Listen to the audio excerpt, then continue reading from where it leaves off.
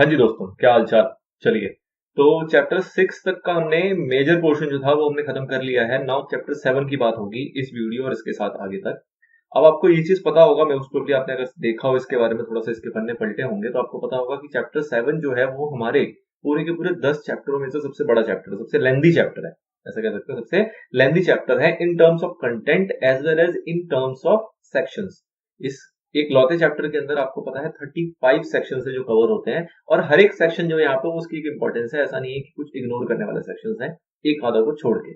ठीक है, तो 35 सेक्शन जो इसके अंदर अपन पढ़ने वाले हैं, और ये जो चैप्टर है इसका नाम आपके सामने है, नाम है इसका मैनेजमेंट एंड एडमिनिस्ट्रेशन, जो कि अपने आप में बहुत क्रूशियल हो जाता है in terms of everyday activity. जैसे कि हमने अभी देखा कि पब्लिक से मनी रेज करना है, या फिर प्रोस्पेक्टस इशू करना है, या फिर कंपनी इनकॉर्पोरेशन करनी है, इस टाइप से शेयर डिवेंचर के ऊपर बातें आई, डिपॉजिट एक्सेप्ट करने से रिलेटेड बातें आई। तो ये सारी जो चीजें होती हैं इन जनरल, अगर हम बात करें तो कंपनियों के अंदर ये सारी चीजें जो हैं वो वन टाइम एक्टिविटीज के तौर पर होती हैं, या फिर अगर कई बार होती भी हैं तो उनके बीच में काफी लंबा चौड़ा गैप होता है।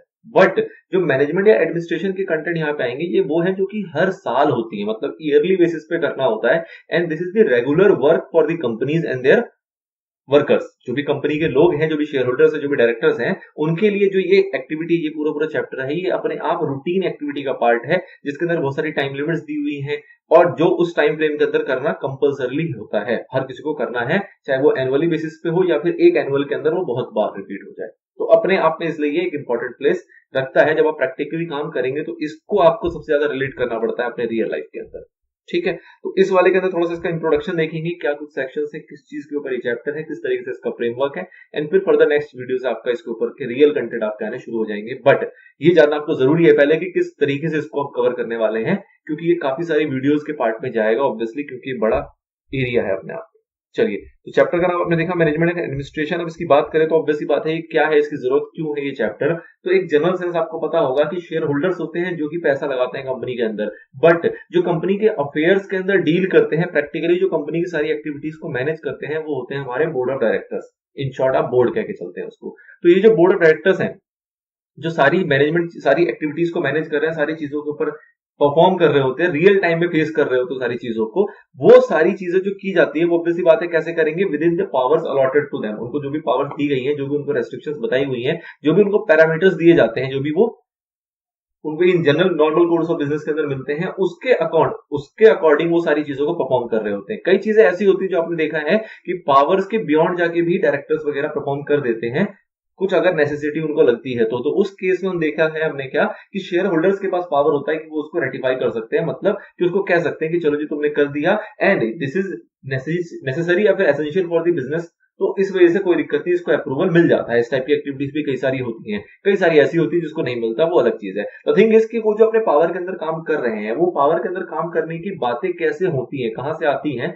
तो इसको जनरली डिसाइड किया जाता है मीटिंग्स के अंदर। इसके लिए क्या होना जरूरी है, मीटिंग्स होना जरूरी होता है, जिसके अंदर हमारे शेयर होल्डर्स होते हैं, डायरेक्टर्स होते हैं, और वो सारे मैटर्स को, जो भी हमारे जिस चीज में हम डील कर रहे हैं, जो भी हमारे प्रॉब्लम्स हैं, जो भी इश्यूज हैं, उसके ऊपर वो डिस्कस करते हैं उस मीटिंग के अंदर कि हाँ जी किस तरीके से काम करना चाहिए। और बेस्ड अपॉन जो भी आपकी मेजोरिटी है, डिपेंडिंग अपॉन की ऑर्डिनरी रेजोल्यूशन की रिक्वायरमेंट है या स्पेशल रेजोल्यूशन की रिक्वायरमेंट है, तो उस अकॉर्डिंग उसकी वोटिंग की जाती है और उसके अकॉर्डिंग डिसीजंस लिए जाते हैं कि क्या काम करना चाहिए, किस तरीके से करना चाहिए, और उसके लिए क्या क्या पावर्स किसको अलॉट करने की जरूरत है। तो ये सारी चीजें बेसिकली कहां से आएंगी, जब मीटिंग्स होंगी। मीटिंग से रिलेटेड कई सारे फैक्टर्स आएंगे, फिर कुछ इसके अंदर रिटर्न्स की बातें होंगी कि भैया एनुअली कुछ रिटर्न्स आपको फाइल करने होते हैं, वो रिटर्न्स वगैरह जो फाइलिंग होगी उसका भी कवरेज इसी के अंदर आएगा, उसके रिगार्डिंग भी डिसीजन मेकिंग या उसके रिजल्ट्स वगैरह को किस तरीके से शो करना है वो भी डिसाइड कहां किया जाएगा, जनरली मीटिंग्स वगैरह में किया जाएगा। और एक उसके अलावा एक एडिशनल पॉइंट इसके अंदर आता है, एक एरिया अलग से आता है जिसको हम कहते हैं रजिस्टर्स का एरिया, कि उसके अंदर रजिस्टर्स के रिगार्डिंग में किस तरीके से आपको मेंटेनेंस करने की रिक्वायरमेंट आती है एज पर एक्ट, उसको और समझना जरूरी हो जाता है।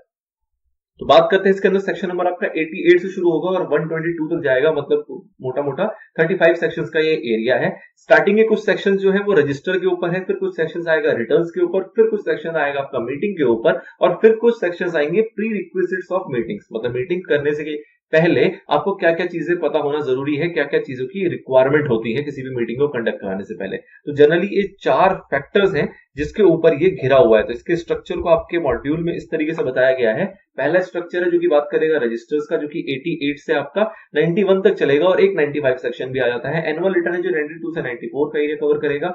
मीटिंग्स आएगा जो 96 से 102 तक कवर करेगा और एक 131 सेक्शन भी है। और उसके अलावा जो भी बच गए 103 से लेके 120 तक के सेक्शन, वो सारे क्या है, प्री रिक्विजिट्स, जो मीटिंग को होने के लिए क्या प्री रिक्वायरमेंट्स होती हैं उसके ऊपर की बातें करेगा। किस तरीके के कंडीशंस होते हैं, क्या क्या चीजों को आपको फॉलो करना पड़ता है, उन टाइप की सारी बातों के बारे में बात करेगा 103 से लेके 120 तक। एक सेक्शन आपका बच गया, सेक्शन नंबर 120। अब ये 120 बेसिकली क्या है सेक्शन, तो 120 जो है वो रिलेट करता है, मतलब जितने भी हमने इसके अलावा 120 के अलावा जितने सेक्शन हैं ये सारे के सारे एप्लीकेबल होंगे सभी कंपनीज के ऊपर। सभी कंपनीज का मतलब पब्लिक कंपनीज के ऊपर भी होगा और प्राइवेट कंपनीज के ऊपर भी होगा। वो अलग देखेंगे कि क्या क्या किस किस के लिए पॉइंट्स आएंगे। बट इन जनरल ये सारे सेक्शन जो है वो सारे के सारे एप्लीकेबल हैं for all public company as well as private company. लेकिन ओपीसी के लिए कुछ अलग रूल है, जिसके ऊपर एक लौता हमारा सेक्शन बना है, सेक्शन नंबर 122, सबसे लास्ट का सेक्शन, जो बात करेगा कि हमने 88 से लेके 121 121 तक जितने भी सेक्शंस देखे हैं उसमें से कौन कौन से सेक्शन है जो कि एप्लीकेबल होंगे ओपीसी के ऊपर, कौन कौन से सेक्शन है जो एप्लीकेबल नहीं होंगे ओपीसी के ऊपर। इस टाइप की सारी बातें की जाएगी सेक्शन नंबर 122 के अंदर। ठीक है, तब जाके हमारा ये पूरा का पूरा एरिया कवर हो जाएगा। अब हम इस चीज को किस तरीके से कवर करेंगे, जो हमारी पहली सीरीज स्टार्ट होगी वो बात करेगी रजिस्टर्स के ऊपर, सेकेंडली फिर हम आएंगे एनुअल रिटर्न्स के ऊपर, ये बिल्कुल सीक्वेंस में चलेगा। थर्ड जो एरिया है वो मीटिंग का होना चाहिए एज पर सीक्वेंस, सेक्शन का सीक्वेंस अगर देखें। बट हम मीटिंग को करने से पहले किसके ऊपर चले जाएंगे, प्री रिक्विजिट्स के ऊपर। क्यों, क्योंकि भैया मीटिंग की चीजों को समझने के लिए आपको पहले पता होनी चाहिए कि उस मीटिंग को करने से पहले रियल एक्टिविटी, रियल वर्ल्ड के अंदर क्या क्या ऐसी चीजें होती है, क्या क्या ऐसी रिक्वायरमेंट्स हैं जो कि मीटिंग कंडक्ट करने से पहले आपको कंप्लीट करनी जरूरी होती है, और वो सारे टाइम फ्रेम वगैरह को समझना बहुत ज्यादा जरूरी हो जाता है। तो इसलिए ये जो हमारे चारों फैक्टर्स हैं, चारों जो इसके डिवाइडेड एरियाज हैं, उसको हम इस सीक्वेंस में करेंगे। नंबर 1 इज रजिस्टर, कंप्लीट होगा हमारा, जो भी कुछ वीडियोस उसके अंदर लगेंगे। देन फिर हमारा एनुअल रिटर्न, थर्ड नंबर पे आएंगे आपकी prerequisites, and then at the last हमारा आ जाएगा मीटिंग्स, और सबसे लास्ट में ऑब्वियसली आएगा सेक्शन नंबर 122, जो की बात करेगा ओवरऑल में से किस किस चीजों की ऐसी है जो रिक्वायरमेंट ओपीसी को होती है और कौन कौन सी चीजें ऐसी हैं जो ओपीसी के लिए नहीं है। ठीक है, तो ये आपके लिए पूरा पूरा इंट्रोडक्शन था इस पूरे चैप्टर का। अगर सेक्शंस को मैं एमसीक्यू की साइड से आपको रिलेट करके दिखाना चाहूं तो कुछ ये सेक्शंस है ऐसे जिसमें हम वन बाय वन पढ़ने वाले नहीं है। क्यों, क्योंकि रेलेवेंसी नहीं है। अभी आपके इसके टर्मिनोलॉजी ऐसी बहुत सारी होंगी जो आपके समझ से थोड़ी सी दूर होंगे, अनलेस जब तक हम उसमें चले नहीं जाते। तो इसलिए आप देखेंगे, मैं बस दिखाना चाह रहा हूं कि 88 से लेके ये कुछ सेक्शंस जो आपके चलते जाएंगे, कुछ कुछ चीजें आप देखी होगी, कोरम क्या होता है, प्रॉक्सीज क्या होती है, बहुत इंपॉर्टेंट टर्म्स है, रियल लाइफ में इसकी बहुत ज्यादा रिक्वायरमेंट होती है, तो इसलिए इसको समझना बहुत जरूरी है। अच्छा, अगर मार्क्स वाइज में बात करूं तो ये अच्छे खासे मार्क्स को भी यहाँ पे कवर करता है। ये जो पूरा एक चैप्टर है, ऑब्वियसली बात है लेंथी है, तो अगर मैं मार्क्स के टर्म में बात करूं तो अगर पूरा कंपनी से आपके जो भी कोर्स है उसमें जितने भी मार्क्स का आ रहा होगा उसके अंदर से आराम से 12 से 15%, इवन तो 20% तक भी हमारे चैप्टर चला जाता है क्वेश्चंस के मामले में, मार्क्स के मामले में। ठीक है, एक चीज और यहाँ पे क्लैरिफिकेशन कर रहा हूँ, थोड़ा सा वो इस चैप्टर से रिलेटेड है और इन जनरल आप समझ सकते हो ये सबसे रिलेटेड है। वो क्या क्लैरिफिकेशन है कि कभी भी आपने बहुत सारी जगहों पे देखा है कि डेज की रिक्वायरमेंट होती है कि भैया 14 डेज से पहले ये करना है, 21 डेज से पहले ये करना है, कहीं पे 15 डेज होता है, कहीं पे 7 डेज होता है, कहीं पे 30 डेज होता है, कहीं पे 60 डेज होता है, बहुत सारे डेज है पूरे पूरे एक्ट के अंदर। अब इस सबको याद करना ना कई बार बहुत मुश्किल है। इन जनरल अगर आपको याद है बहुत अच्छी बात है, बहुत ही ज्यादा अच्छी बात है अगर आपको सारे डेज याद है सभी चैप्टर्स के। बट अगर कोई सी भी इसके अंदर कंफ्यूजन है या कोई भी दिक्कत है तो गलत डेज या गलत टाइम ये चीजें आपको, या गलत फॉर्म नंबर, कई सारे हमने फॉर्म देखे पिछले चैप्टर में भी, चार्ज वाले में हमने देखा सीएचजी लेके बहुत सारे फॉर्म्स थे, इसके अंदर एमजीटी के बहुत सारे फॉर्म आएंगे, एमजीटी 1 2 3 बहुत सारे फॉर्म्स आएंगे।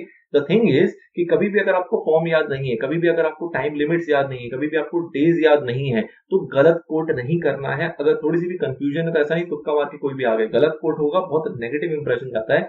बेटर है उससे कि आप वर्ड यूज करो जी prescribe time, prescribe days, as prescribed, as prescribe in the act, prescribe form, as per the prescribe form, इस टाइप के वर्ड अगर आप यूज कर लेते हो तो वो भी अपने आप में सफिशिएंट हो जाते हैं। क्यों, क्योंकि जो भी फॉर्म्स होते हैं, जो भी टाइम्स होते हैं, ये सारे कभी भी एक्ट में नहीं दिए हुए हैं, ये सारे दिए होते हैं हमारे रूल्स के अंदर।